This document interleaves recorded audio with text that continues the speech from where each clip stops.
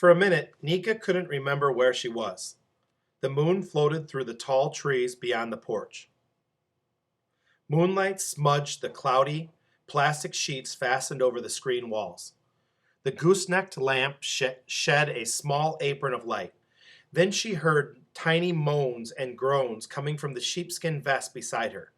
Short, fat legs propelled the small sausage shape a few inches closer to Nika's side.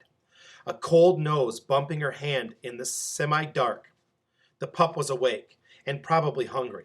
She scooped the tiny round-bellied body close to her. "Ian," she called. A second lamp clicked on, and Ian pulled himself out of his sleeping bag. "Told you," he said. He sounded tired. Ian walked barefoot into the kitchen, where he clattered around. In a few moments, he came back with a bottle. "We'll try a little more than 4 ounces this time."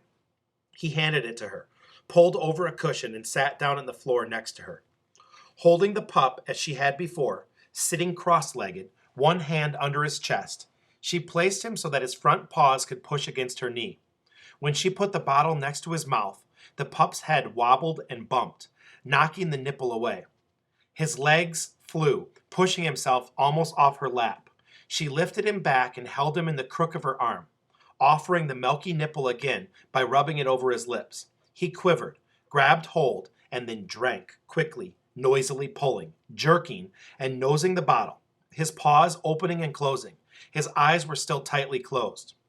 "When he wants to eat, he doesn't fool around. Even when he can't see," she said, smiling. After the pup finished, they cleaned his bottom with the washcloth. His moans subsided to tiny short groans, and Nika placed him back in the sheepskin. Ian returned to his bag and clicked out the lamp. As she stretched out, Nika noticed that her sleeping bag smelled slightly of wood smoke, maybe from a long-ago campfire. In the distance, she heard the low muttering of thunder. Before she fell asleep, she ran some mental movies of Pasadena, thinking of the bottle-brush tree in front of Meg's house. It seemed impossible that just a week ago she had touched the electric red blossoms. How could two places be so different? She imagined telling her mom about the moaning, snuffling wolf pup, roughly breathing at her side. It had been more than a year and a half since she'd lost her mom, but Nika could still hear her laugh. In the morning, the new leaves glistened from the night rain. Dave came early to check the pup. With him was a volunteer from his office named Lorna. Dave showed them all how to sterilize shoes by stepping into a bleach solution in a dishpan outside the door. He explained it was to prevent the pup from contracting dog diseases while he was tiny and vulnerable. He also brought a baby gate for blocking the doorway into the house, not that they needed it yet. Lorna crouched too close to the pup's face, cooing and talking baby talk in a high voice. Immediately, Nika disliked her. "Hi," Nika said, forcing a smile. Lorna was probably in her late 20s with streaked blonde hair messily clipped on top of her head. The girl didn't even look at Nika. "Can I hold him?" Lorna asked, smiling at Ian, reaching for the pup. Nika looked helplessly at her uncle. A volcano of protectiveness welled up from her very center and was threatening to erupt. Ian stepped in. "For a week or so, we are going to just have Nika, Dave, and me holding and feeding the pup. After his eyes are fully opened and he's getting around, I'm sure we'll be grateful for some extra help." "Okay, but here."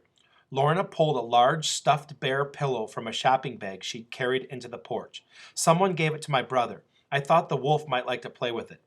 Nika reached for the bear and said, "Nice." It seemed 10 times the size of the tiny pup. What was Lorna thinking? But Ian raised his eyebrows. "The bear will come in handy. It's furry. It might offer him some comfort. Thanks, Lorna." Lorna gazed at Ian, carefully arranging herself against the wall. "So, Nika, what grade are you in?" she asked, glancing at Nika before beginning a careful inspection of her polished nails. "Oh, that varies from year to year," Nika answered, politely smiling, but suddenly getting up and heading for the kitchen. She felt better after Dr. Dave and Lorna left, but after a few hours passed, it came to be time for another feeding. Lorna was still on Nika's mind. "Don't you think it's better for the pup not to have much company when he's so small?" she asked when they were getting the bottle ready. "I mean, like, what Dr. Dave said about dog diseases and everything. Well, of course, we need Dave to do the checkups, but yeah, I agree. Dave's nice, she said as she got down on the floor in the cross-legged position and picked up the squealing pup. As she was feeding him, she noticed something wrong with his right eye, like a little hole in the lid. Ian! When he came to inspect, he laughed. What do you think's happening? She looked more carefully. The pup's right eye was slowly opening, like a tiny zipper, starting from the inside corner. A couple of hours later, when she picked him up again, the pup looked at Nika through one milky blue eye. Ian said that the pup's eyesight was quite fuzzy and he couldn't hear yet, but still seeing her, seeing them, smelling them, he would remember. After a cleaning, the pup sat on her lap with one eye open, and she let him suck on her finger. Needle-sharp baby teeth were growing in too. His upper canines and incisors, Ian said. By the next feeding, the left eye had started opening as well. Nika gently washed both eyes with a clean cloth, then the left one still stayed half shut. The pup wasn't exactly cute. He was stubby, rough like unwashed wool, with button-down ears. But in her mind, he was beautiful. After the next feeding, Ian said this might be a good time to go see Randall for a while. Tell him and the boys about the pup. It will give you a little break. He'll want to come see. They all will, but not yet. I'll stay with the pup. Try to think of a name while you're walking. Go on, take a hike, he said. He insisted, laughing. When you come back, I have some stuff to show you. Miss Fish sent a few more materials from your school to complete this year's credits. Also, I had an idea. You could do a project about the pup, do some reading, and write a log with notes about his development. How many kids would have something like that to turn in? Nika went to the outdoor basin to wash, then up to the loft for some fresh clothes. When she followed the path Ian had showed her down past his cabin and across the sand spit onto the big island, all she could think about was the pup. She didn't like leaving him. Maybe his other eye would open completely and he would look at Ian and like Ian better by the time she came back. That was stupid. She knew, especially since Ian had said the pup wouldn't see very well.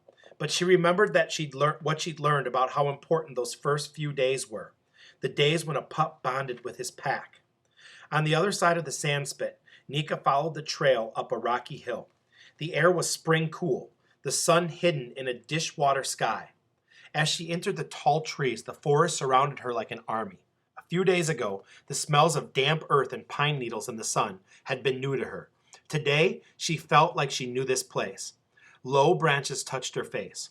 A jungle-sounding bird squawked, drumming rhythms far off in the trees. The hushed buzz of a tiny leaf tiny leaf life enlivened her senses, and she was alert to every sound. In a little more than 15 minutes of walking, she saw green roofs through the trees. She hoped Randall hadn't been too sad without her. The 6 months after Mom had died, before they were finally sent to Meg's, had been a time of endless waiting. For people to pick them up to give them rides. For social workers. For adults to make decisions. During that time, Randall would never go to sleep unless she sat beside his bed. At school, too, she had stood up for him. Now she could hardly wait to tell him about the pup. The boys' bunkhouse shook with shouts and pounding. It sounded like a whole troop of boys, not just 4. She knocked, and Randall exploded out of the door. 2 small boys streaked beside him. "Neeks," he shouted. "There was a bear last night, trying to get the bird food. Thomas's dad said it'll probably come back. Tonight we're going to watch with our flashlights." Nika hugged Randall's skinny body. "Really, Randall?" Her little brother seemed so sure of himself, so caught up in his new life with these strangers. He pulled away. "You don't believe me? Just ask Thomas." Then he ran back into the bunkhouse, letting the wooden screen door smack shut behind them. Nika followed him in. Standing on the side of the room were 3 sets of bunk beds, and on the other a couple of old stuffed chairs faced a shiny green metal wood stove. Boy stuff littered the floor, clothes, flashlights and shoes, comics, pop cans, and not-so-clean plates. A smell of wet socks hung in the air. There was a whole city of action figures and cards and some colorful books in the center of the floor. Over by the door was a heap of wet swimsuits, towels, socks, and life jackets. Fishing poles leaned against the wall by the door. Randall, heaven. Okay, Thomas, what about this bear? Nika asked of the oldest boy, who was on one of the top bunks reading. Thomas looked at her with certainty in his steady gaze. She wondered if he was in her grade. He seemed comfortable in his role of being the oldest. Yeah, there was, he said. Then he returned to his book as if it were no big deal. Once in a while, one comes around. He cut another glance at Nika, perhaps wondering whether she would react in some shrieking girl way. See, Randall said, practically shouting. So, Randall, besides that, how are you? She asked, pulling out the twins' cap he'd left in Pearl's loft and handing it to him. Great. Wow, my hat. Randall took the hat from her and put it on his bunk. He was not exactly in a talkative mood. Nika settled into the chair. Randall kept looking at Nika as if he didn't quite know what to do with her in his new world. After a while, the two younger boys ran back into the cabin and started sorting out their stuff. Mom says clean up before we go, one of them said. In a flurry, they jammed game pieces onto shelves next to the wood stove. Then they grabbed their suits and towels and raced back, shouting, lunch is ready, and then we can go out in the boat after. Yeah, okay, Randall shouted back, hurrying to gather what was left from the floor. Randall, Nika said slowly, did anyone tell you about the wolf pup? Yeah, Claire did. Can we see it? Not quite yet. When he settles in a bit and he's more used to people. So you're okay then? Well, yeah, he said, as if she should know. Want to go fishing? No, I got to go back to the pup. That's okay, he answered brightly, almost seeming relieved. And after how much he'd once needed her, it pinched a little to see him so happy without her. Let's go eat. Nika jumped up from the chair and wrestled with Randall, enjoying for a minute the once familiar closeness of her brother. His wiry strength surprised her as he broke free, shouted for his friends, and ran from the cabin. One morning the man staggered toward the pen, barking out harsh words. He had a metal stick in his hands, and he waved it around. The wolf hid in her corner, then clawed her way deeper into the hole that she'd dug, frantic and afraid. Her strong paws flew. Suddenly, air rushed into the tunnel.